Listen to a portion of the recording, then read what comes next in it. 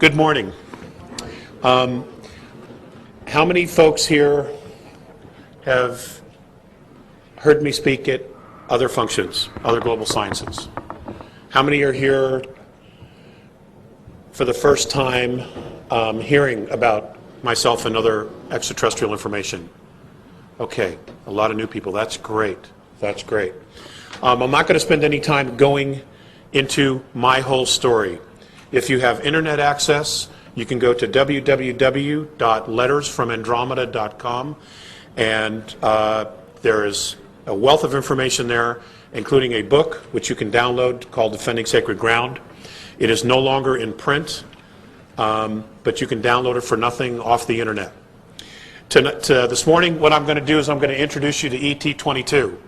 The premise of the Andromedan contacts with me, and I'm not the only one, there are 3 others currently to date in the world, was to teach us the correct history of who we are. And that essentially involves the fact that we, as a planetary race, are the sum total of the genetics of 22 different extraterrestrial races. In a nutshell, extraterrestrials have been colonizing Earth for a very, very, very long time, millions and millions of years. They've been coming here. This information, this knowledge has been suppressed because it doesn't fit the box that they've all tried to stick us in. And they've mated with a lot of the women of our world. And they've left offspring. And we're going to talk a lot about that. And I only have 40 minutes or so because I'm sharing the stage with Mike Russ, who has something he wants to share. So what I'm going to do this morning, and I'll go into great depth in this in the workshop, is I'm going to share with you some bullets from Earth-taught history going back to the Precambrian era and the extraterrestrial history of Earth and our solar system. Okay, so I'm going to go through this really quick, and I'm going to be showing you some slides, transparencies as we talk about this. Is there any way to turn off these lights a little bit? There we go. Okay, our solar system. They talk about Earth, how Earth formed, but they really don't talk about the solar system. That's because science doesn't really know. They don't really know how all the planets got here. They don't even know how they formed because they still don't know what some of them are. Saturn and Jupiter. It's all theory as to what they are. Okay, and I want you to know that the formation of Earth is also theory, even though they expound it and speak of it as if it's fact. Okay. Earth history. We're told that 4.5 billion years ago the Earth began to form as a result of activities going on, molten lava, the creation of gravity, planetary bodies, pulling things together and forming planets. Again, folks, this is all theory. Okay? Earth formed along with other planets in the solar system. Earth was being born. Life awakened. The first tectonic plates arose and began to move. Fungi, planets, mammals and organisms, animals and organisms developed. The atmosphere becomes enriched with oxygen. This is what we're taught about in school about Earth. Now, here's the extraterrestrial perspective based on what I've been taught. An ancient race known as the Founders. Okay, this comes from the Andromedans, who are a 5th density race that are approximately 4,500 years technologically more advanced than us and 51,000 years spiritually more advanced than we are. An ancient race known as the Founders, who the Andromedans refer to as the Patal, is believed to be very involved in the engineering program whereby the environments of planets, which are already here, are altered to make them suitable and hospitable for life. The rendering of ecosystems to hydrogen, oxygen, methane, and ammonia for the introduction and colonization of microorganisms, nanites, and all types of life forms, self-replicating machinery, and the bombardment by comets, planetoids, to change the rotation and chemistry of planets. The practice and engineering of removing moons to alter planets' rotations and moving planets closer and further from their suns to either increase or decrease the radiation from the suns. All these projects, it appears, were designed to render many star systems in our galaxy, suitable for and planetary bodies habitable for organic life. Small machines have been discovered that were built so long ago as to be ageless. Amazingly, these machines still work to this day. These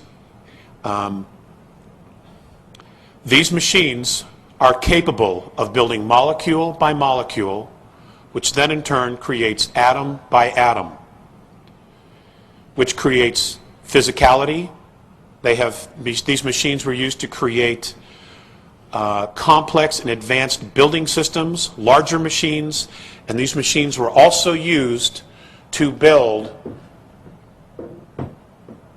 ecosystems, planetary biosphere ecosystems. Now, how many of you are familiar with the Star Trek, I think it's Star Trek 3 or Star Trek 4, the Genesis machine? Okay, that is a reality. That's a reality. Okay, according to these advanced extraterrestrial races. They do not know how these machines were built, and they cannot duplicate them to this day. Now, this is 4.5 billion years ago. So just imagine how advanced this race, this founder race, is, or was then, and what it is today.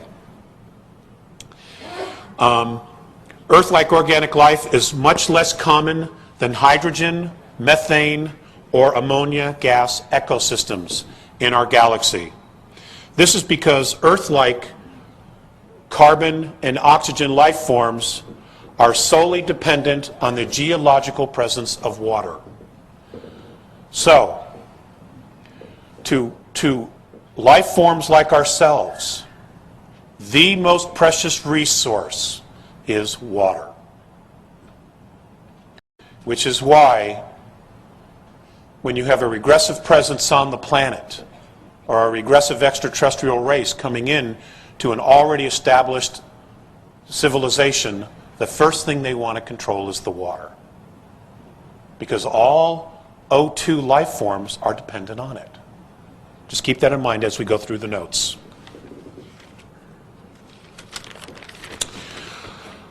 Although O2 ecosystems are extremely complex, there are many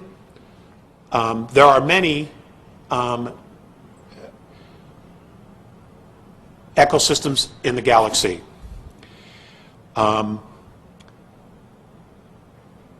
Parts of the galaxy, the archaeological evidence that was found by other exploring extraterrestrial races was that the founders, quote, the Patal, are known as the creators and caretakers of this galaxy. The disappearance and or extinction of this race appears to be deliberate. Now, they don't really know if they're extinct, but there is no trace of them physically in this dimension any longer. Now, in an extraterrestrial perspective, and you got to understand, they think very differently than we do. Okay? If it's not present here on this density, then it's extinct. If a lineage dies, if the last of a specific genetic lineage crosses over, then that lineage is considered extinct in their perspective. Some of us don't look at it that way. Okay? So when I use these words, that's why I'm using it. Okay, I said that already. When the founders apparently left, sentient races were being born in the galaxy. Reptilian, human, plasmic, these life forms appear in this galaxy at exactly the time that the founders were leaving in full form. Okay, the archaeological records of our solar system show buried and suppressed and are now forbidden to talk about. Okay, the Paleozoic era, Earth-taught history. A dramatic explosion of diverse multicelled animals. Almost all living animals and species appear within a few million years. There are 6 major land masses, each of these consisting of different parts of modern continents. The west coast of North America runs east and west along the equator. Africa is the South Pole. Suddenly 90% of all marine and animal life become extinct. An asteroid hits the planet near what is called today the North Sea. Okay? Earth-taught history. Races in the star solar systems begin to develop space travel. Most are only able to travel within their own systems. Some, however, are able to travel outside of their respective systems and have begun contact and discovery with other cultures. The start of trade within these star systems begins. Star trade routes are started and negotiated. Sharing of technology has begun. The development of new systems of space travel has also begun. Alliances between star systems begins. Treaties are forged between these same star systems and races. One particular race of sentient beings, much more advanced in space travel, sets out to explore the galaxy. Their spacecraft at this time are hollowed out moons and planetoids, the creation of inner artificial living ecosystems using fuel and kinetic engines.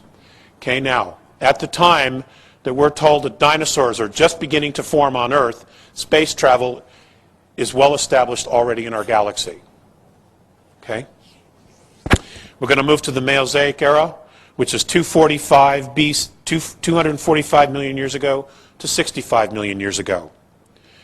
Many Earth-taught history, Mesozoic means middle animals, and in this time during which the world fauna changed drastically and great change in terrestrial vegetation, the dinosaurs evolve into Jurassic and then the Jurassic era, only to become extinct. Another planetary asteroid hits the Earth in the Atlantic Ocean off the coast of Colombia, making the dinosaurs extinct, and many other life forms. Extraterrestrial history. Many planetary civilizations have full space travel. Interplanetary trade is well established. The need for natural resources increases. The exploration of the galaxy by advanced sentient races has been in progress for 17 million years now. 17 million Earth years. The most well-established star races are the Sea Car of Alpha Draconis and Orion civilizations. Colonization is in full swing. Many planetary alliances set up rules for colonization and reaching further and further out into the galaxy. The discovery of space highways, what we know as wormholes, is made. To date, 17 have been discovered in our galaxy alone. But as the galaxy expanded, many of these tubes of focused time, this is the Andromedan perspective of what a wormhole is, tubes of focused time, snapped. No galactic race to this present time know how they were built or by whom, and they cannot be reconstructed. 3.7 billion years ago Earth time, 11 galaxies were joined by these wormhole superhighways. Today, only 2 remained in place that have not snapped. Now just think about that. Okay? 11 galaxies were joined by these wormhole superhighways. Today, only 2 remain. Not having snapped. As trade increases, the spread of life forms takes place. The experimentation of transplanting life forms and vegetation is in full swing throughout the galaxy. The transplanting of life forms is only with life that has potential of sentience. That means consciousness, of potential, of self-knowing. This potential can only be developed in complex ecologies like O2. Specifically, O2 ecospheres biosystems, ecosystems, is the most complex of all the others. Truly complex ecology only occurs in a relatively small number of planets in the galaxy. This is especially true of O2. It follows that complex planet-wide biospheres is the next most valuable thing in the universe to consciousness. However, species come and go, but a truly rich biosphere may endure if it is not compromised. Dinosaurs, birds, and other life forms, fruit trees, are brought to our sector and solar system at this time, transplanted and allowed to thrive and flourish. All developed extraterrestrial races have already impressed on their civilizations the conservation of biospheres, and that it is simply a necessity. We are way behind the curveball here. Way behind the curveball. O2 and H2 civilizations, forget that, I'm not going to use that.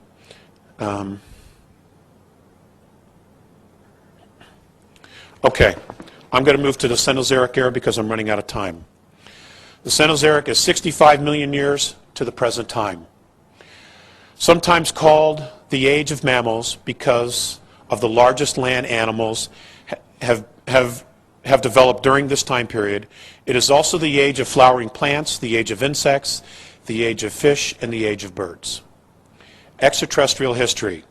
Our solar system is being visited more and more. 3 very complex ecosystems exist in our solar system. They are Earth, Mars, and Uranus. The first full-time self-contained Eden, or biosphere, for extraterrestrial life forms is founded in North America, underground along what is now known as New Mexico and Arizona. Eden, the word Eden means biosphere. Okay? We are taught from biblical that it means Garden of Eden, the Garden of Eden. To the extraterrestrial language, which is where we got the word originally, it means biosphere. They would bring a living habitat with them and transplant it here so that when they were not exploring or gardening or tending the rest of the earth, they could live like they're accustomed to. Okay? So it's exactly the same thought as if you buy a mobile home, and what you want to do when you travel throughout the United States is you want to take home with you. It's exactly the same theory. Okay? It's the same mechanism, except they would bring a biosphere because they would be here for maybe up to 1,000 years Earth time. Okay? Because they don't have the same physiology as we do. Exactly the same. Our average lifespan for a man, I believe, is 74 years of age today. Okay? The Andromedans, it's 2,000 years. So spending 100 years here is literally a weekend for them. Where for us, it's nearly 2 generations. Do you follow? So there's a big adjustment, a radical adjustment in trying to figure out exactly how all this happened, because the numbers of years is mind-boggling. Okay, Earth-taught history. Extraterrestrial taught history. This colony was a reptilian outpost established by the Seacar and bioengineered from caste reptilians. Later, other reptilian alliances from Orion and Capella, this is 763,132 years ago, established a presence. Colonies from Ursa Major established in Eden what is now known as Uramini, China. Orion establishes their colony in what is now Mount Yogan on the southern tip of Chile. The Capellians established their Eden in what is now known as Guinea, West Africa. Others follow. 701,655 BC, Lyrans established a colony on Earth along the Libyan and Niger border in North Africa. 604,003 BC, the Cassiopeans establish a small Eden, what is known as Algeria, North Africa. Boutez, who we know as Nibiru, established their first colony, 585,133 BC in Cairo, Egypt, and Orion. It goes on and on and on. Okay, the 71,933 BC, Lemuria is founded, which is a collective colony of Lyrans, Cirrus A, Pleiades, Ursa Minor, extraterrestrials from Leo, and Boutez. 57,600 BC, Atlantis is founded. The Pleiades, Andrómeda, Boutez, again Nibiru, Aldebaran, Antarians, Hades, and Sagittarians. 31,017 BC, Lemuria is destroyed in a war. 27,603, two of the three continents that make up Atlantis are destroyed by an asteroid, which was thrown at the continents. 329 BC, Alexander the Great has 5 encounters with extraterrestrials that stayed with him and led him to victory. 1479 AD, in Arabia, Nibiru contacts the royal families. 1481, Italy, Rome, contact with the royal families of Europe, again Nibiru. May 3rd, 1561, Nuremberg, Germany, the Aldebarans, first contact with the Habsburgs of the old Roman Empire. November 4th, 1697, Hamburg, Germany, again contact with the Habsburgs, the royal family, one of the royal families of Europe, by the Nibiruans. 323 AD, Constantine the Great has contact with Draconian and Orion extraterrestrials. He, of course, started Christianity.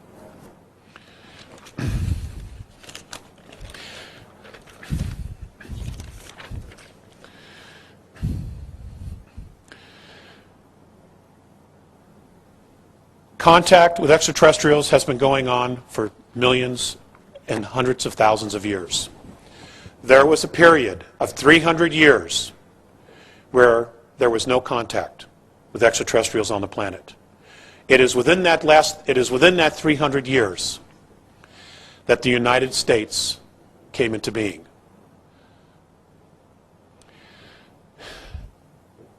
Our natural tendencies is to shake off monarchies and to seek freedom for ourselves. That is our natural tendency. That occurred when we were left alone. We have a very, very precious gift, this thing called freedom. Okay? And the Republic isn't perfect, but at least it's ours. At least we say, and we have some control over it. Okay? We're about to lose that. It's imperative that we hold on to that as long as we can. I'm going to introduce somebody to you now. His name is Michael Russ. Mike is sharing the podium with me today, this morning here, and in the workshop. I have been speaking for 13 years, and I have been putting out there that if someone is willing to come up and speak and say what's on their mind, I would be more than willing to share the podium with them. To date, only 2 people have actually taken me up on that. Okay? So I'm extending it to you as well. Mike is one of those people. Mike has many pieces of the puzzles. He has a great deal of knowledge, and he is extremely enthusiastic. So if you can all make the workshop, we will go in great detail, not only about more history, but also we're going to talk specifically about the 22 different races, who they are, what kind of social structures they live in, what their technology is based on, and what are their perspectives of us. Okay, I promise you, you will not fall asleep. Okay, it's great stuff. The workshop is the foundation of a book that I've been putting together, and it's been something that I've been wanting to do for 10 years now. Now it's time to do it. And I invite all of you to attend, okay?